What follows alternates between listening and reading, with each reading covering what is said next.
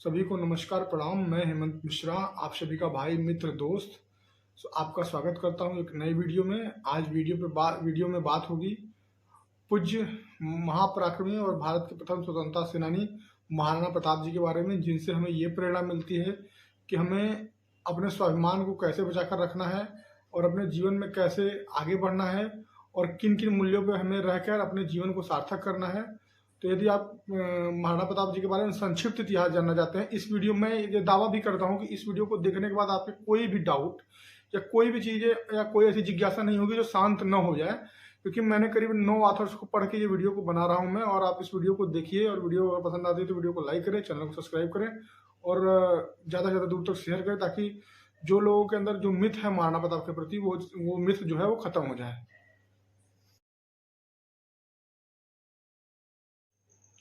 महाराणा प्रताप का जन्म 9 मई 1540 ईस्वी को कुंभलगढ़ किले में हुआ था, जो कि आज के राजस्थान के राजसमंद जिले में पड़ता है। और कुंभलगढ़ का इतिहास राणा कुंभा से लेकर राणा सांगा और राणा उदय सिंह और महाराणा प्रताप के शौर्य गाथा का साक्षी है। और अब बात करते हैं महाराणा प्रताप का आरंभिक जीवन या बाल्यकाल, जो है भीलों तथा मीनाओं के बीच में बीता है। और वे भीलों के बीच में रहते थे और भीलों ने उन्हें प्यार से कीका नाम दिया था। कीका नाम का अर्थ आदिवासी समुदाय में किसी बच्चे को जिसे बहुत प्यार दिया जाता है उसे प्यार से कीका कहा जाता है। तो महाराणा प्रताप को कीका नाम भीलों ने दिया था। और आचार्य चक्रपाणी मिश्र के अनुसार उनकी गाथा महाराणा प्रताप शौर्य के अनुसार 1553 ईस्वी में पहली बार महाराणा प्रताप के पिता महाराणा उदय सिंह और शम्स खान के बीच हुए युद्ध में महाराणा प्रताप जी ने मेवाड़ की तरफ से युद्ध किया और उस युद्ध में राजपूतों को विजय दिलाई। और उस पहले युद्ध से महाराणा प्रताप की ख्याति धीरे धीरे बढ़ने लगी। 1556 ईस्वी में महाराणा प्रताप के मित्र डूडा, जो कि एक बूंदी के सामंत थे, बूंदी और मारवाड़ के युद्ध में महाराणा प्रताप जी ने बूंदी की तरफ से युद्ध किया और अपने मित्र की तरफ से युद्ध करते हुए उस युद्ध में बूंदी को विजय दिलाई। और उनके उस पराक्रम से उनका यश पूरे राजपूताना में फैल गया। और 28 अक्टूबर 1567 ईस्वी को अकबर ने सुनियोजित ढंग से चित्तौड़ पर आक्रमण किया। चित्तौड़ पर आक्रमण करने का सबसे मुख्य वजह यह था कि जो भी व्यापार मार्ग थे वो आगरा या दिल्ली से होकर सीधे गुजरात के मार्ग से व्यापारी मसालों को लेकर अरब और वो अन्य देशों के लिए जाते थे। तो उसके बीच में जैसे ही कोई गुजरात में प्रवेश करने के लिए राजस्थान से होकर जाना पड़ता था। राजस्थान का वह भाग महाराणा प्रताप के अधीन आता था, जिसके लिए महाराणा प्रताप व्यापारियों से टैक्स लेते थे। और जाहिर सी बात है, जिसके भी आप क्षेत्र में जाएंगे तो आपको टैक्स देना पड़ेगा। वो चीज़ें अकबर को खलती थी, क्योंकि वो अपने आप को एक छत्र बादशाह मानता था। इसलिए वो महाराणा प्रताप को कर देने और वो अपने समान राजा मानने के लिए तैयार नहीं था। इसलिए उसने 28 अक्टूबर 1567 ईस्वी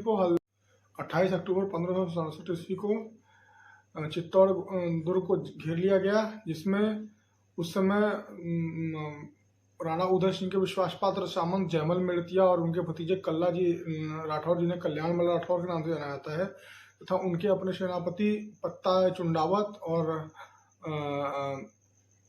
रावत चुंडावत जैसे ईश्वरदास चौहान जैसे सामंतों के सानिध्य में चित्तौड़गढ़ के राजा राणा उदय सिंह ने उस आक्रमण का मुंहतोड़ जवाब देने की योजना बनाई। परंतु उनके जो मुख्य सेनापति और सलाहकार रावत चुंडावत थे, उन्होंने राणा उदय सिंह से आग्रह किया कि आप कुंभलगढ़ जाकर सेना एकत्रित करिए, ताकि हम फिर से इनसे लड़ सकें। क्योंकि उस समय जो उदय सिंह के पास फौज थी वो 5000 की थी और अकबर ने 80,000 की फौज के साथ चित्तौड़गढ़ को घेर लिया था। उसके बाद अक्टूबर से के घेरने के 6 महीने बाद तक राजपूतों और मुगलों के बीच संघर्ष चलता रहा, जिसमें राजपूतों के लगभग सभी रसद समाप्त हो गए थे और मुगल अपनी तोपों से राजपूतों के किले को चित्तौड़ के राजपूती किले को ध्वस्त करते और रातों रात राजपूत उसकी मरम्मत करा लेते। लेकिन एक दिन जब जयमल मेड़तिया मरम्मत का कार्य करवा रहे थे, उसी समय अकबर ने अपने संग्राम नामक बंदूक से एक गोली दागी, जो कि जयमल मेड़तिया के पैर में जाके लग गई, जंघे पे लगी, जिससे वो बुरी तरीके से घायल हो गए। और उसके अगले दिन राजपूतों ने यह निर्णय किया कि अब वह लुका छुपी का खेल या युद्ध नहीं करेंगे और वह आमने सामने का युद्ध करेंगे। इसके लिए उन्होंने शाका किया और महिलाओं ने जौहर किया और उसके बाद एक प्रचंड युद्ध प्रारंभ हुआ, जिसमें राजपूतों ने बहुत ही वीरता दिखाई और 5000 राजपूतों ने 35,000 मुगलों को काट दिया। और उसके बाद जो सभी राजपूतानियाँ थी, जो हमारी वीर माताएं थी, उन्होंने जौहर किया और सभी राजपूतों ने लड़ते लड़ते अपने प्राण की आहुति दे दी। उसके बाद 1570 ईस्वी में उदयपुर नामक शहर राणा उदय सिंह ने बसाया, जिसने उन्होंने मेवाड़ की नई राजधानी स्थापित की। उसके बाद फिर भी वो जो क्षेत्र, जो व्यापारिक क्षेत्र थे, वो अभी भी मेवाड़ के क्षेत्र में आते थे। इसलिए अकबर को ये चिंता सताने लगी कि अभी भी हम एक छत्र राजा नहीं हुए। इसलिए उन्होंने मान सिंह और बीरबल और खुरासन जैसे सेनापतियों को और सामंतों को महाराणा प्रताप को मनाने के लिए भेजा। उनका ये प्रस्ताव था कि अगर तुम हमें अपना राजा स्वीकार कर लो तो हम तुम्हें आधा हिंदुस्तान दे देंगे। इसकी पुष्टि जेम्स कर्नल टोड और मेड़ता नैन्सी के पुस्तकों में मिलती है। अगर आप पढ़ना चाहते हैं तो आप जाकर बेशक पढ़ सकते हो उस चीज़ों को। लेकिन महाराणा प्रताप का एक जवाब था कि शेर कभी सियार से दोस्ती नहीं करता और कभी भी चातक ओश को चाट कर अपने प्यास को नहीं बुझाता, और सियार कभी भी शेर की दोस्ती के काबिल नहीं होता, और राजपूती शेर कभी किसी मुगल या तुर्क जैसे शेरों के सामने घुटने नहीं टेकेगा। और उसके बाद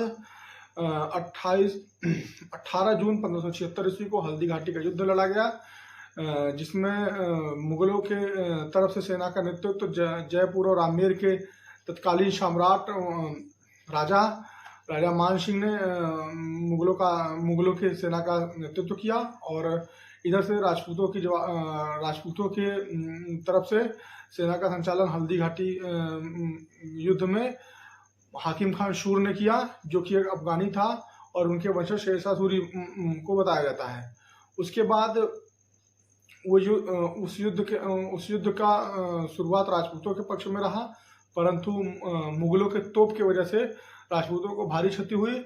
लेकिन वह युद्ध दोपहर के 1 से 1:30 बजे के बीच में विराम हो गया, जहां पे न तो महाराणा प्रताप की जीत हुई, न ही अकबर किसी भी दुर्ग पे अधिकार कर पाया, और उसने मात्र सिर्फ उदयपुर दुर्ग को फतेह किया। उसके अलावा उसके हाथ में कोई भी दुर्ग नहीं लगा।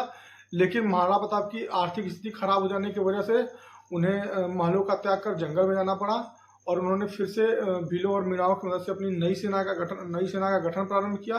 और उसमें उनका साथ परम दानवीर श्री भामाशाह जी ने दिया, जिसकी मदद से उन्होंने एक फिर से विशाल सेना खड़ी कर ली।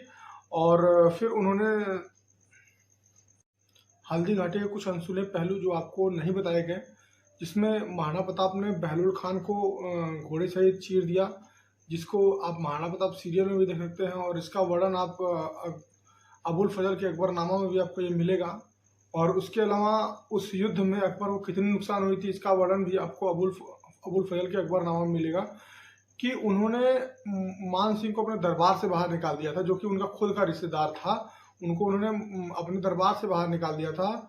और उसके बाद उस युद्ध में अकबर की तरफ से मरने वाले उसके सेनापति और सामंतों की अगर सूची बताई जाए तो उसमें राणा मोकल सिंह, खुरासन, बहलोल खान, बशल खान, इब्राहिम खान, गाजी खान, मुल्तान खान, कुवैदर खान और तमाम करीब 15-16 ऐसे सामंत हैं जिनका भी मुझे नाम नहीं पता है। करीब 24 सामंत और 30,000 सैनिकों का नुकसान हुआ था। और उस युद्ध के बाद अकबरनामा में जो अबुल फजल लिखता है वो ये लिखता है कि शुरुआत राजपूतों की इतनी खतरनाक रही कि जो मुगलों की हरावल थी वो करीब 3 किलोमीटर तक पीछे चली गई। उसके बाद फिर से मान सिंह ने अपने कछवाहा राजपूतों के साथ साथ लेकर एक बार फिर से हरावल के साथ हमला किया राजपूतों पर। उस युद्ध में वीर हाकिम खान शूर जो कि अफगानी थे, जो सासाराम बिहार से चल के मेवाड़ में महाराणा प्रताप की मदद के लिए आए थे, उन्होंने उस हमले को अपने सीने पर लिया और वो खमनोर गांव में वीरगति को प्राप्त हुए, जिनकी मजार यहाँ आप देख सकते हैं, जिनकी मजार हाकिम खान शूर की मजार के नाम से जानी जाती है। और उस युद्ध में राजपूतों की वीरता और पराक्रम देखते ही बनता था। और उस युद्ध में इतना रक्तपात हुआ कि वो हल्दी घाटी का हल्दिया मैदान पूरी तरीके से रक्त रंजित हो गया और लाल हो गया। और वहाँ के बगल में जो तलाई थी वो पूरे लाशों और खूनों से पड़ गई, जिसके बाद उस तलाई को रक्त तलाई कहा जाने लगा। और उसके बाद एक दो कहानियां और महाराणा प्रताप के बारे में आपको बता देना चाहता हूं कि महाराणा प्रताप की जो पुत्र थे अमर सिंह, एक बार जब अकबर के कहने पर अब्दुल रहीम खान खाना मेवाड़ को जीतने के लिए उसने डेरा डाला, तो ये बात कुंवर अमर सिंह को पता चली। तो कुंवर अमर सिंह ने सैनिकों को लेकर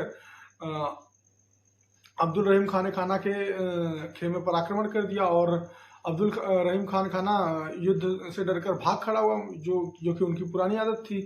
तो उसमें जो है अमर सिंह ने उनकी बीवी बच्चों को वो लेकर मेवाड़ के चावड़ चले गए, जहां पर ये बात जब महाराणा प्रताप को पता चली तो उन्होंने अमर सिंह को लसाड़ा और उन्होंने ससम्मान उनके बीवी बच्चों को उनके यहाँ भिजवा दिया। इसलिए अबुल फजल जो है महाराणा प्रताप माफ कीजिएगा, इसलिए अब्दुल रहीम खाना जो थे वो महाराणा प्रताप से प्रभावित थे और वो महाराणा प्रताप के विरुद्ध युद्ध नहीं करना चाहते थे। इसलिए वो फिर दोबारा कभी मेवाड़ मुहिम पर नहीं आए।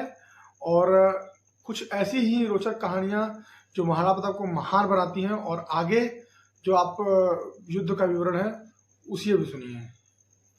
1581 में जब कुंवर अमर सिंह ने चावड़ पर अधिकार किया, उसके बाद मुगलों में यह दहशत फैल गई कि राजपूत अब किसी भी सेना का डट के मुकाबला कर सकते हैं और उन्हें साफ संदेश भी मिल चुका था। इसलिए वो 1582 ईस्वी में गोकुंदा को छोड़कर भाग खड़े हुए और 1583 और 1584 तक चित्तौड़गढ़ और रक्तलाई के कुछ हिस्सों को छोड़कर मुगलों का पूरे मेवाड़ में कहीं आधिपत्य नहीं था।